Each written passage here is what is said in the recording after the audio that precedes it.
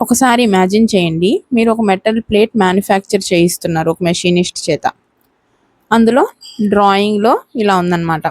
Length ఏమో 100 millimetres, width ఏమో 50 millimetres, thickness ఏమో 10 మిల్లీమీటర్స్. మెషినిస్ట్ డ్రాయింగ్లో ఉన్న ప్రతి డైమెన్షన్ని పర్ఫెక్ట్గా ఫాలో అయ్యాడు. పార్ట్ కూడా మ్యానుఫ్యాక్చర్ అయిపోయింది, చూడ్డానికి కూడా చాలా పర్ఫెక్ట్గా ఉంది. కానీ అసెంబ్లీ చేసే సమయంలో పార్ట్ ఫిట్ అవ్వట్లేదు. ఇది ఎలా పాసిబుల్ అవుతుంది అని డౌట్ వస్తుంది. దానికి డైమెన్షన్స్, మెజర్మెంట్స్ ఇవన్నీ కరెక్ట్గా ఉంటే సరిపోవు.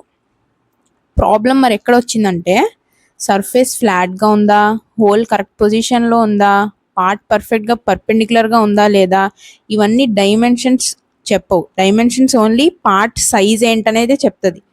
ఫ్లాట్నెస్, పొజిషన్, పర్పెండిక్యులరా కాదా, ఇవన్నీ చెప్పడానికి ఇంజనీర్స్ GD&Tని యూస్ చేస్తారు. ఇప్పుడు GD&T అంటే ఏమిటి మీరు వినే ఉంటారు, జామెట్రిక్ డైమెన్షనింగ్ అండ్ టాలరెన్సింగ్.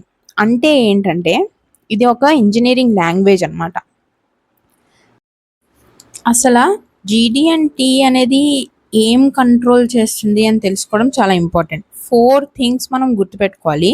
ఏంటంటే షేప్, ఓరియంటేషన్, పొజిషన్, ఇంకా రన్అవుట్.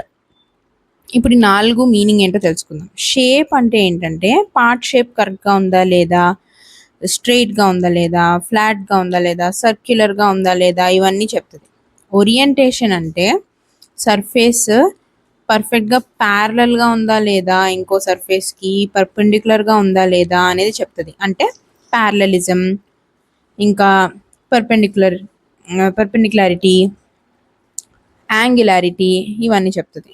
నెక్స్ట్ పొజిషన్ ఏం చెప్తుంది అంటే ఏ పార్ట్ ఎగ్జాక్ట్గా ఎక్కడ ఉండాలో డిఫైన్ చేస్తుంది అనమాట పొజిషన్ అనేది.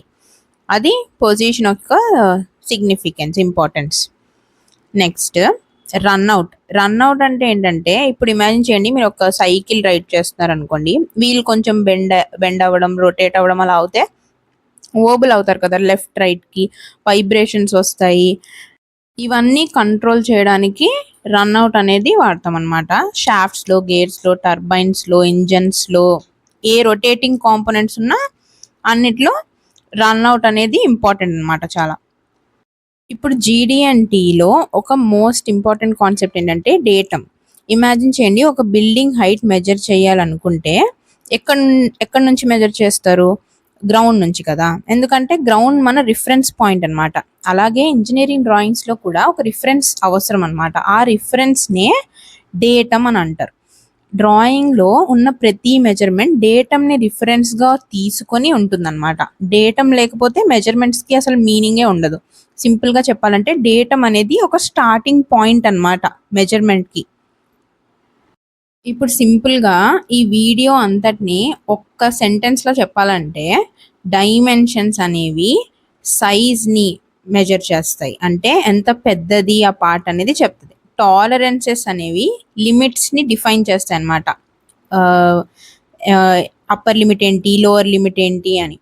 నెక్స్ట్ GD&T అంటే ఏంటంటే ఇట్ డిఫైన్స్ ద జామెట్రీ అనమాట. ఎంటైర్ జామెట్రీ అంతా తెలుస్తుంది GD&Tలో. So together they turn a drawing into a part that actually works. ఇది కేవలం 4 minute క్విక్ ఎక్స్ప్లెనేషన్ మాత్రమే, కానీ GD&T గురించి ఈ మాత్రం బేసిక్ నాలెడ్జ్ ప్రతి మెకానికల్ ఇంజనీర్కి ఖచ్చితంగా ఉండాల్సిందే.